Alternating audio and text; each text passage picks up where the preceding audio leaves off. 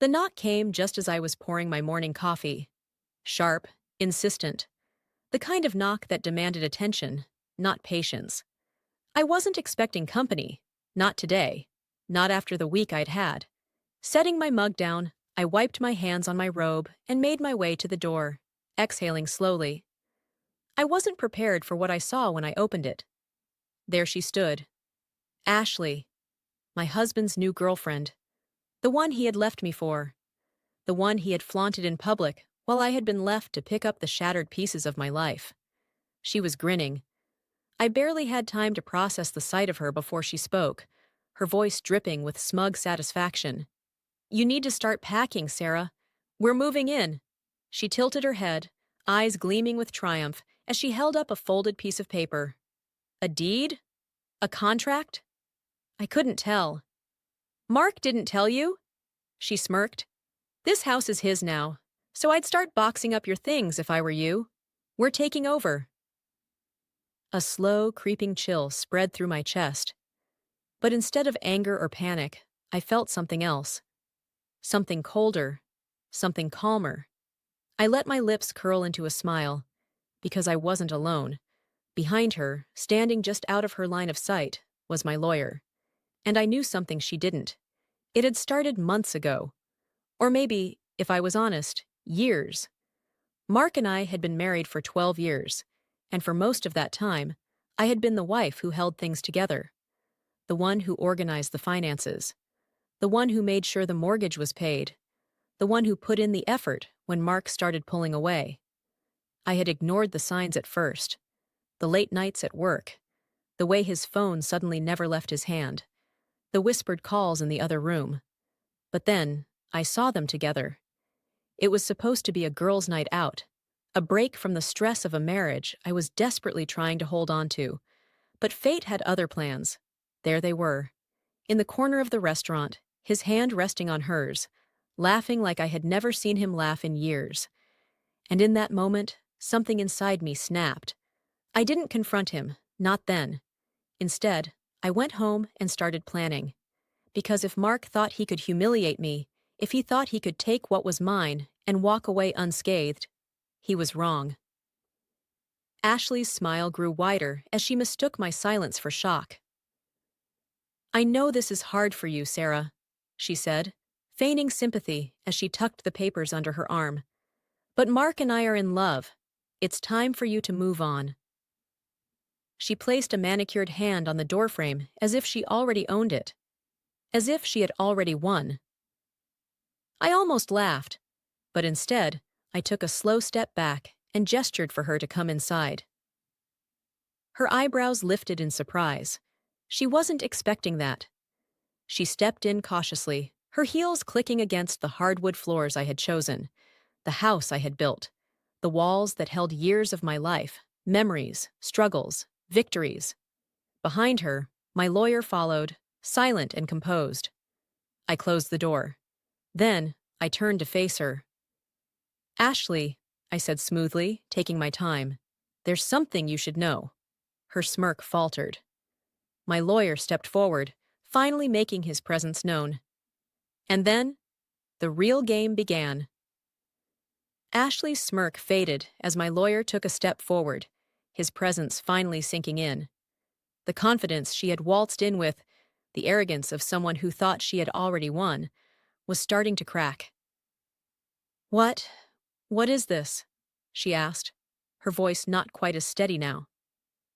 I let out a breath, slow and measured, before speaking. "You seem so sure of yourself, Ashley," I said, tilting my head, watching her. "Like you think you already own this house. Like you think you and Mark have outsmarted me."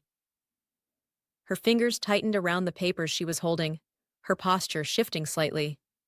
She was starting to realize something was off, but she wasn't quite ready to let go of her smug confidence. "Mark transferred ownership to himself," she snapped, holding up the document. "He said you didn't have a choice. This house is his now. We checked." I smiled again. "Did you?"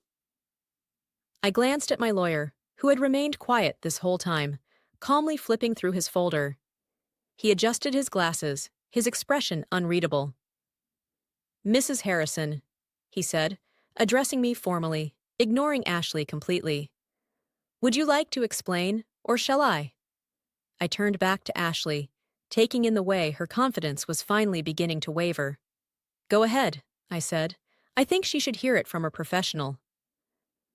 My lawyer cleared his throat and looked at Ashley, who was gripping the papers now, like they were a lifeline. You see, miss? Ashley, is it? He didn't wait for her answer. The house wasn't Mark's to give away. Silence. Ashley blinked. What? My lawyer continued, his tone patient, almost amused.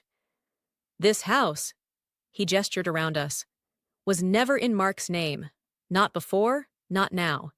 And certainly not in the divorce proceedings. Ashley's face paled slightly, but she recovered quickly, shaking her head. That's not true, she scoffed. Mark told me. Mark lied, I cut in. She opened her mouth, but no words came out. I turned and walked to the side table near the entrance, picking up a very different set of papers. The real documents. I held them up between my fingers. This house was mine before I even met Mark, I said, my voice calm, firm. It was left to me in my grandmother's will. I never added Mark to the deed, no matter how many times he asked. He had no legal claim to it during our marriage, and he certainly doesn't have one now. Ashley's lips parted, but she still said nothing. I took a step closer. Whatever paperwork he gave you, whatever promises he made, it's worthless. The silence between us stretched for a long moment, and then the realization hit her. I saw it in her face, the way her smugness turned to confusion, then doubt, and finally, panic. Mark had always underestimated me. I remembered the way he used to laugh when I insisted on keeping certain things separate. Why does it matter? He would say. We're married. What's mine is yours, and what's yours is mine. Except, in his mind, that had never been true. What was mine was his, and what was his was only his. I had seen it early on, the way he'd casually take money from our joint account, but hesitate when it came to sharing anything of his. I had ignored it then. I told myself that marriage was about trust, about compromise. I had trusted him, and he had bet on me being too naive, too emotionally wrecked by his betrayal to fight back. But what he didn't know, what neither of them knew, was that I had been fighting back since the day I saw him with her. Ashley took a shaky breath and squared her shoulders.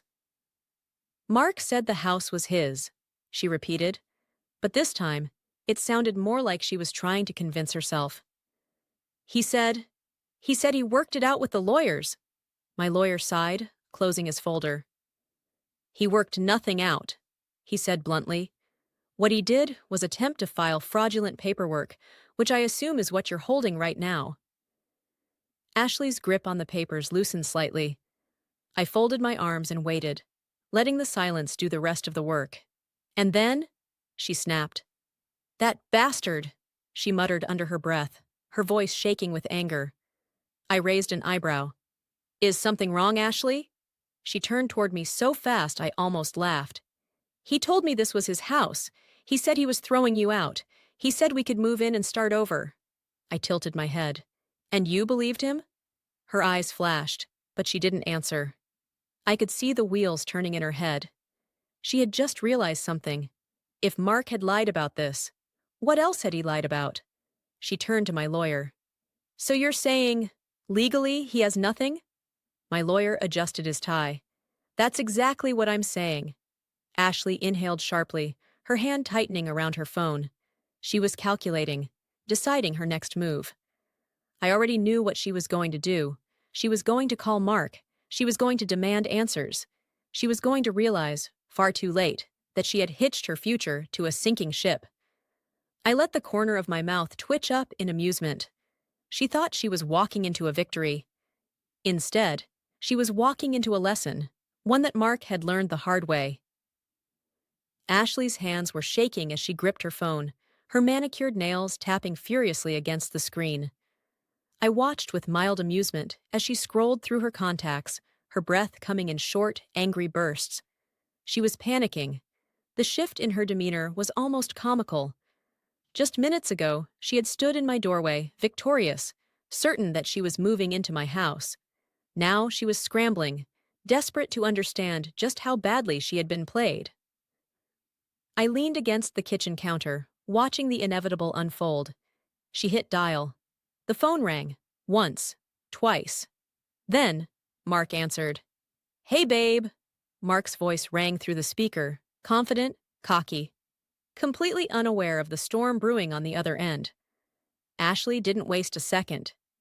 "You lying piece of garbage!" she shrieked, her voice rising with every word. "You told me the house was yours, that we were moving in, that you threw Sarah out." Silence. I could practically hear Mark blinking in confusion on the other end. What?" Ashley spun toward me, eyes blazing. "Tell him." I smirked and took a slow sip of my coffee before setting the mug down. "Hey, Mark," I said smoothly. "Interesting day we're having, huh?" There was another pause. Longer this time. Then his voice returned. But it wasn't as confident anymore. "What's going on?" Ashley gritted her teeth. "What's going on? I'll tell you what's going on. I just showed up at Sarah's house, ready to move in like you told me, and guess what?" She turned back to me, eyes burning with fury.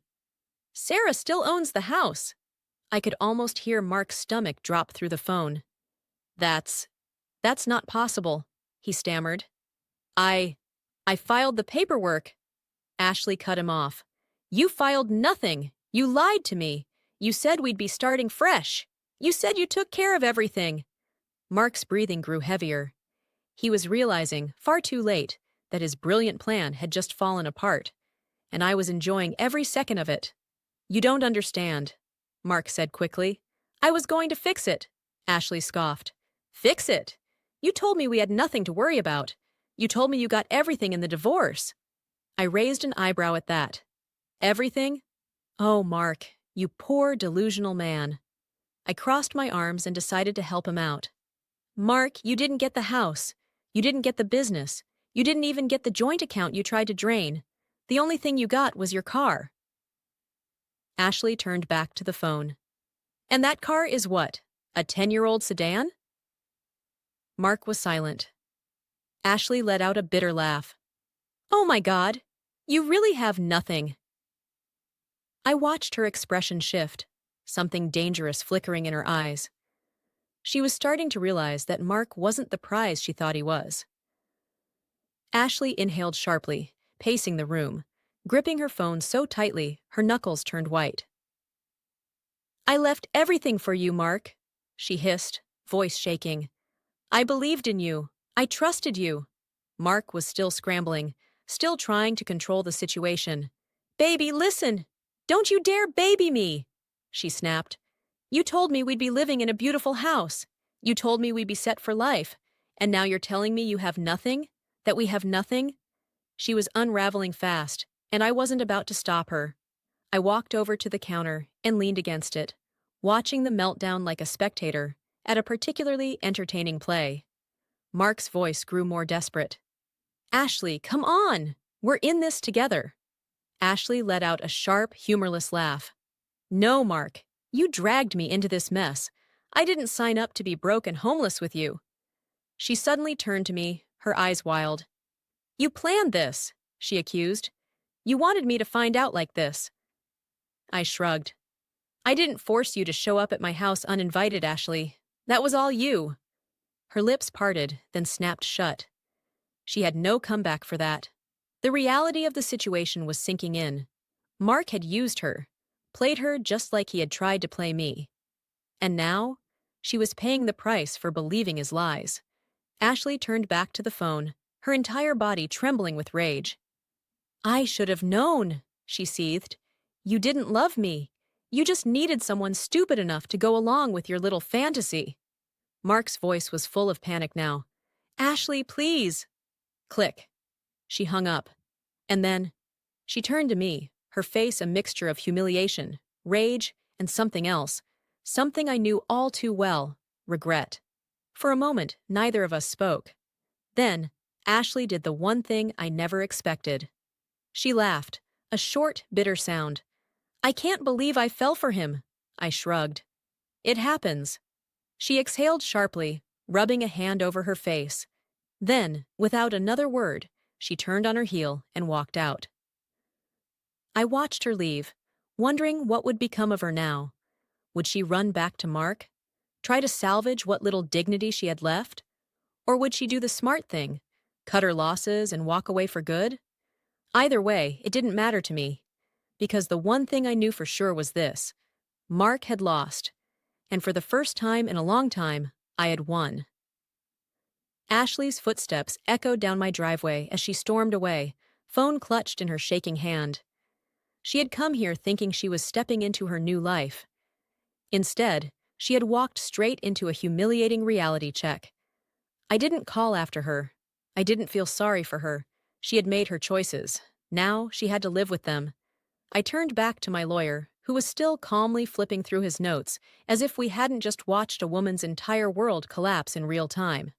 "Well," he said, finally looking up, "that was entertaining." I let out a small laugh, shaking my head. "She thought she won," I murmured. "She really thought she had everything figured out." My lawyer smirked. "That's what happens when people believe the wrong person." And with that, I closed the door, locking out the past for good. I barely had time to take a sip of my now cold coffee before my phone buzzed. Mark. I stared at the screen, debating whether to answer. A part of me wanted to ignore him, to let him stew in his mess, but another part of me wanted to hear the desperation in his voice. Curiosity won. I picked up, keeping my voice steady. "What do you want, Mark?" His breathing was uneven, laced with frustration and panic. "Sarah, whatever you told Ashley, you need to fix it. She just called me screaming, saying I ruined her life. You made me look like an idiot." I smirked, swirling my coffee with a spoon. "Mark, you did that all on your own." Silence. Then, his tone shifted. "Listen, let's talk. We don't have to fight like this. We were married for 12 years, Sarah. You can't just throw me away like I'm nothing." I almost laughed at the pure hypocrisy. "Oh, but you could throw me away?" I asked, my voice cold now. "You could walk out, drain our accounts, move on with your younger upgrade, and expect me to just accept it." "That's different," he snapped. I made mistakes, okay? But I was hurt too. We weren't happy." I let his words settle in the air for a moment. Then I asked, "Are you happy now, Mark?" More silence. I already knew the answer. As much as I wanted to hang up and never hear his voice again, I had one more thing to say. "By the way, Mark," I said, keeping my tone light, "I got a call from my lawyer this morning." I heard him swallow. "And?" "Your petition to revisit the divorce settlement?" I paused, letting it sink in. The judge dismissed it. Again. His frustration turned to outright rage. "This isn't fair, Sarah. You set me up. You planned this whole thing behind my back." I couldn't help but smile. "No, Mark," I said calmly. "I just paid attention." And with that, I hung up. I expected that to be the last of my interactions with Mark. I was wrong. 2 days later, Ashley was back at my doorstep. Only this time, there was no smug grin, no condescending tone. She looked defeated. Her usually perfect makeup was smudged.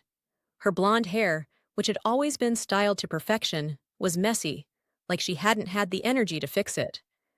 I folded my arms, leaning against the doorframe. "Ashley," I greeted, keeping my voice neutral.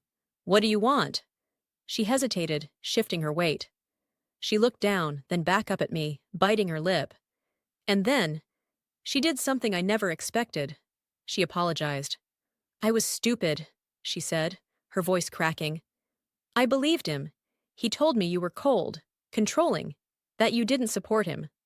I thought—" She shook her head, laughing bitterly. "I thought I was different, that he wouldn't do to me what he did to you." I stayed quiet, letting her speak. "But you were right," she whispered. "Everything you said. He used me. He took my money, maxed out my credit cards. And when I asked him to help with rent—" Her eyes glistened with unshed tears. He told me I was too much to handle, that I was holding him back. And just like that, Ashley had become me. I exhaled, studying her carefully. So what now? I asked. You running back to him? She laughed again, shaking her head. I'm done. She hesitated. I just wanted to say I'm sorry. I watched her for a long moment. I wasn't sure if I forgave her, but I did understand her, because I had been exactly where she was standing now. I nodded, stepping back. Good luck, Ashley. She gave me a small, sad smile. And then, she walked away. That night, I sat in my living room, with a glass of wine, reflecting on everything that had happened. I had thought revenge would feel different, that when Mark finally hit rock bottom, I'd feel a rush of victory. But the truth? I didn't feel anything for him anymore. I had won because I had moved on, because I had built something of my own. And Mark? He was still stuck in the same cycle of self-destruction. That wasn't my problem anymore. My lawyer had sent me one final update. Mark had applied for a new credit card. He was denied. He tried to get a loan. He was denied. He was drowning. And for once, I wasn't going to save him. I lifted my glass to no one in particular and whispered, Good luck, Mark. And just like that, I closed the chapter on him forever. The morning was crisp and quiet as I stepped into my boutique, the little shop that Mark had once mocked. The bell above the door chimed softly, and for the first time in years, I felt truly at peace. No more legal battles, no more phone calls from my ex, no more shadows of the past looming over me. I had won. Not in the way Mark had feared, not with shouting or bitter revenge, but by simply living well. I had outgrown him, and nothing felt better than knowing that. I hadn't heard from Mark in weeks. After our last conversation, the one where he begged me to fix things for him, I assumed he had finally given up. But then, this morning, I saw it. A message from an unknown number. I knew exactly who it was before I even opened it. Mark. Sarah, I messed up. I know you probably hate me, but I need help. I lost my job, and I have nowhere to go. Can we just talk, please? I stared at the words on my screen, waiting for the anger to come, the resentment, the urge to throw the phone across the room and scream about how unfair it was, that even now, after everything, he still thought he could use me. But I felt nothing. Absolutely nothing. I deleted the message. And that was it. No more Mark, no more past. Just my future. A week later, Ashley came into my boutique. She hesitated near the entrance, looking nervous, uncertain if she should even be here. I folded my arms and waited. She took a deep breath, then walked toward the counter. I got a job. I raised an eyebrow. Oh? She nodded. Marketing. It's not much, but it's mine. For the first time, Ashley didn't look like the smug, self-assured woman who had stood at my door weeks ago. She looked real, humbled, changed. I gave her a slow nod. Good for you. She let out a shaky laugh. Honestly, I don't know how you put up with him for so long. I smirked. I don't either. She hesitated again. I know I don't deserve it, but do you think we could be friends? I thought about it, about everything she had done, everything she had learned, everything I had learned, and then I gave her a small smile. Not friends, but maybe one day. That was enough for her. She nodded, bought a scarf from my boutique, and walked out the door, starting fresh, just like I had. It was a year later when I saw him again, at a gas station, of all places. I had pulled in to fill up my car when I spotted him across the lot, standing by a rusted sedan that was barely holding together. He looked different, thinner, tired, a little lost. For a moment, our eyes met. And in that brief second, I knew exactly what he was thinking. She got everything, and I have nothing. But what Mark never understood was that I didn't win because I took things from him. I won because I rebuilt myself. because I refused to let him take my future the way he had tried to take my past. I gave him a small nod, nothing more. And then, I drove away. That was the last time I ever saw Mark. Years later, my boutique expanded into 3 more locations. I had new friends, new adventures. And for the first time in my life, I wasn't looking back. I kept a framed quote in my office, right above my desk. One simple reminder of everything I had survived. Sometimes the best revenge isn't revenge at all, it's moving on. And that's exactly what I did.